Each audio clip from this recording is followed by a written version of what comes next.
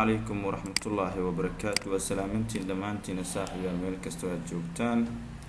مقعي ونور إبراهيم علي دنيا إن سوق بيو عشر كيني أفر إيو تبنات وكم دا عشرة دي تحنا هيا صوّدني مدوينكي قدام باي haddii aad doonayso in casharada aad u dhageysato sida ay isugu xigxigaan consequence in aad u dhageysato YouTube-ka markaa gasho qaybta playlist-ga ka dhageyso adigoo heli doono lesson 1 up to 14 marka waxa laga yaabaa dad badan inaysan aqoonin nidaamka YouTube inta gasho playlist loo doorto kadibna casharo haddii la geliyay oo noocaas ah looga dhageysan karo marka hal mar aan isla fiirino qaabkaasi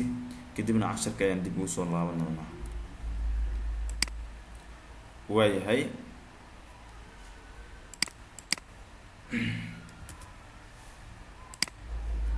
aan soo kiciyo Chrome-ka marka qaybtan YouTube markaan saa u dhufto waayahay hadda waxaan gudaha u soo galay YouTube-kii marka meeshan oo search ay ku qoran tahay ayaan hadda magaciisan raadinayaa laakiin adiga hal cashar marka aragto YouTube-ki markaas aad ku dhufto click markaas soo ku dhex jirta kaliya wuxuu ka doonayaa nidaamkaas inaad marto waayahay Nur Ibrahim Ali aduu ii soo baxay marka qaybtani oo magaca dushiisa aan ku dhufanayaa not sawirka iyo meelaha kale ku dhufanin waan ku dhuftay marka waxa ii soo baxday marka meel ay ku qoran yihiin home videos playlists journals discussion about waxyaabasi laakiin intaan oo dhan anigu ma doonayo hadda waxaan doonayaa inaan ku tuso hadda for example YouTube marka soo gasho meesha waxa ku yaala 5 cashar ku taalo casharadan waxa ku jirta oo Englishka noocaan ah waxa ku jirta ilaa 13 cashar ku jirto marka sideeda ka maqan sideeda system aad ku heli karto ma garanaysid intaana daawanaysa aftadaad waa isii tagaysa marka meeshan ay ku qoran tahay playlist ayaad click siinaysaa playlist marka ku dhufato waxa ku soo baxay marka intaan Chrome ayaa ku soo baxday linked videos iyo waxyaabaas kale laakiin intaas oo dhan oo ma baahnid adiga waxaad u baahan tahay basic English lessons ayaan click magacaasi ku dhufanayaa markaan ku dhufto waxa ii soo baxay marka casharkii ugu dambeeyay ii soo baxay muuqaal ahaan isaga ii furmay laakiin ma doonayo kaas waxaan rabaa casharkii koobaad inaan arko meeshan ayaad scroll leedahay haddii aad isticmaalayso mouse-na mouse-ka isticmaalayso hadii kale halka ku qabo hoos soo jiid hoos marka u soo jiido waxa arkaysa basic English lesson 1 arkaysa marka lesson 1 kana waxa way waaba ABC waa ma aha something amazing waxaad fahmi karin oo adeeg badan ma aha waayahay marka lesson 1 marka dhageysto 2 ku xiji 3 ku xiji 4 5 6 7 8 up to wixii ku jiro meesha oo dhan marka casharadu way badnaan doonaan haddii aad leedmo week kasta ayaa la soo gelinayaa ama week 2 mar la soo gelinayaa marka systemkaas u isticmaala haddii aadan horey u aqoonin haddii aad horey u taqaaneen it's good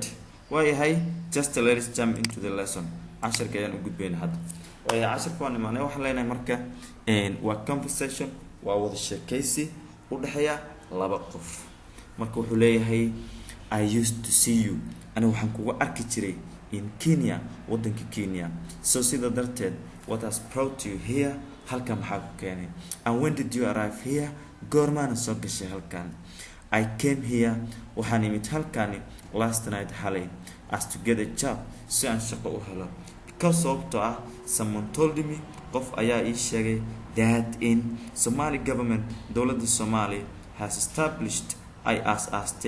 company shirkado those kuwaaso will produce soo saari doono gold dahab oil seed and minerals iyo waliba macdan waayahay marka meeshani oo ay ku qoran tahay established dhawaaqaasi oo established ah ayaan la doonayn waana qalad waxaa lagaa rabaa inaa u aqriso haddii verbka ku dhamaado sh hadduu ku dhamaado ed qaato t inaa u aqriso lagaa rabaa marka shuruucda verbiska oo nooca marka ed uu ku dhamaado mid kasta si gaara loo aqrinayo koox gaar ay 4 kooxood ayaa loo kala qaada marka afarta waa baran doona duaaleedmo markaan gaarno laakiin hadda tan tia loo aqrina waxaa leedahay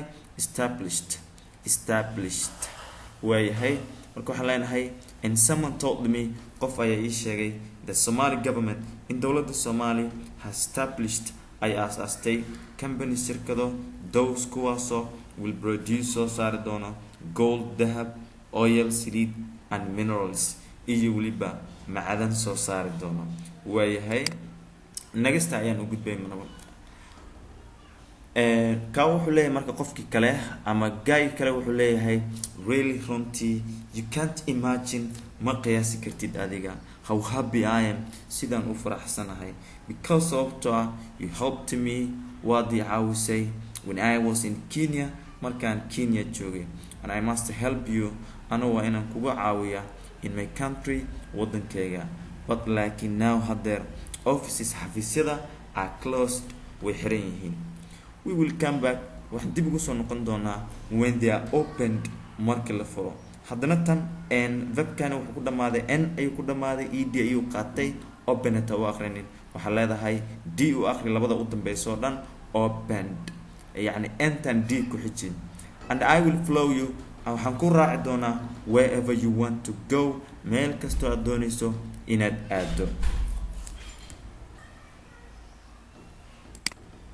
waayahay next wuxuu leeyahay marka because of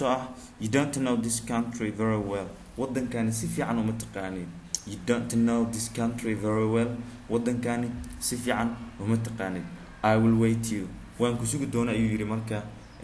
qofkii kale okay hagaag wait for me isug I will pass by you waan ku soo mari doonaa early in the morning goor hore oo subaxii ah aad iyo aad ayaad u mahadsantihiin intaan kulmi doonaa casharkan kiisa xiga waxaan idinkaga tegayaa sidaas iyo nabaday